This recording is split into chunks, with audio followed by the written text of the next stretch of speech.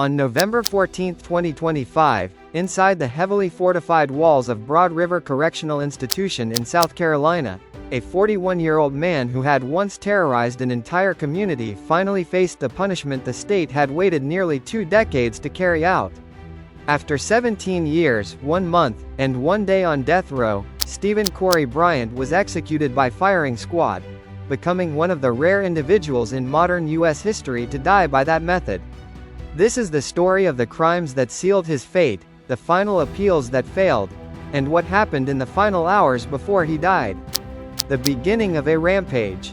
In early October 2004, 23-year-old Stephen Corey Bryant seemed like any other young man in rural Sumter County. He liked fishing, spent weekends near the river, and worked casual jobs. But beneath that ordinary exterior was a darkness no one in his small community had ever suspected. On the night of October 8, 2004, Bryant approached the river where he often fished. Another man, 56-year-old Clinton Brown, was already there, quietly casting his line. For reasons investigators could never fully explain, Bryant suddenly raised a stolen firearm and shot Brown in the back. Brown miraculously survived. Bleeding, barely conscious, he dragged himself into his truck and drove to a hospital. But that random act of violence was just the beginning. What followed would become one of the most disturbing 8-day crime sprees in South Carolina's history. A friend betrayed. The next day, October 9th, Bryant met up with a longtime friend and coworker, 36-year-old Cliff Gay. The two men had fished together, shared drinks, visited each other's homes. Gay trusted him completely, but as they drove through a rural backroad supposedly to pick up beer, Bryant pulled out the same stolen gun and shot his friend point blank in the head. He left Gay's body on the roadside and drove away as if nothing had happened. Investigators later said this kill. Bryant wasn't acting out of panic, anger, or even revenge. He was killing for the thrill. The home invasion that changed everything. 2 days later, on October 11th, Bryant selected a completely random victim, a 62-year-old man named Willard Teachin who lived alone in a remote part of the county. Bryant knocked on the door, pretending his car had broken down.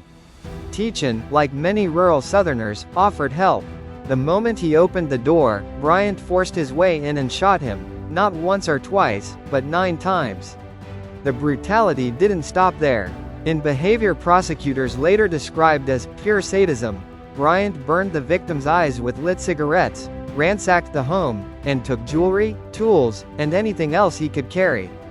Then something happened that still haunts investigators. While Bryant was still inside the house, the phone began to ring.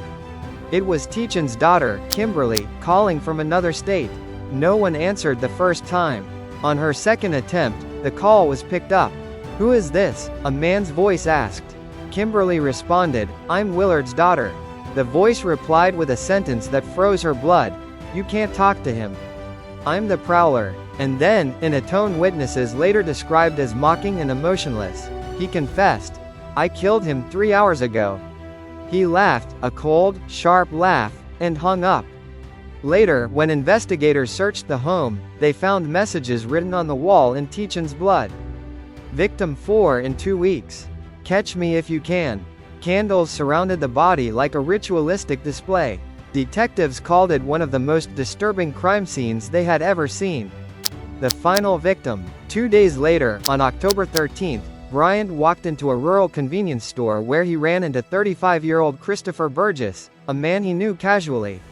They talked. They laughed. Everything seemed normal. Bryant offered him a ride. Burgess accepted. Minutes later, along a lonely stretch of R. Bryant shot him twice, once in the head, once in the chest, and dumped his body in a ditch. A hunter discovered the body less than 2 hours later. Police were alerted, roadblocks were set up, and by that evening, Bryant was captured at his girlfriend's house without resistance. Inside the home, detectives found stolen guns, items from the victims' homes, and clothing witnesses had described. The evidence was overwhelming, the charges and the violence in jail. On October 14, 2004, Bryant was charged with 3 counts of murder. 2 counts of aggravated burglary, armed robbery, unlawful firearm possession, arson, plus nearly a dozen additional charges related to theft and property destruction. But even in custody, his violence didn't stop. In October 2005, he attacked a correctional officer at the detention center, beating him even after the officer was already on the ground. Prosecutors said this incident showed Bryant had no remorse and no hesitation when it came to violence. The trial and the death penalty. On September 2, 2008, Bryant's sentencing phase began. His defense team argued he had grown up in a traumatic, abusive environment and that the state had failed him long before he failed society. They asked for mercy, but the prosecution focused on the brutality of his crimes, the torture, the blood messages, the phone call to a victim's daughter, and the cold, calculated nature of every killing. On September 11, 2008, the jury delivered its decision. Stephen Corey Bryant was sentenced to death. He received the death penalty for the murder of Willard Teachin, life sentences for murders of Clifton Gay and Christopher Burgess, almost 100 additional years for his other crimes, 17 years of appeals. Over the next 17 years, Bryant's lawyers, many publicly opposed to the death penalty, filed appeal after appeal. They argued mental illness, legal missteps, constitutional concern. But every appeal failed. On October 14, 2025, the U.S. Supreme Court rejected his final request for review. There were no more appeals. South Carolina's Attorney General filed for an execution date. The court scheduled it for November 14, 2025. 2 weeks before the execution, Bryant was formally given the choice of method: lethal injection or firing squad. He chose the firing squad. He became the third person in the state to select that method since executions resumed in 2024.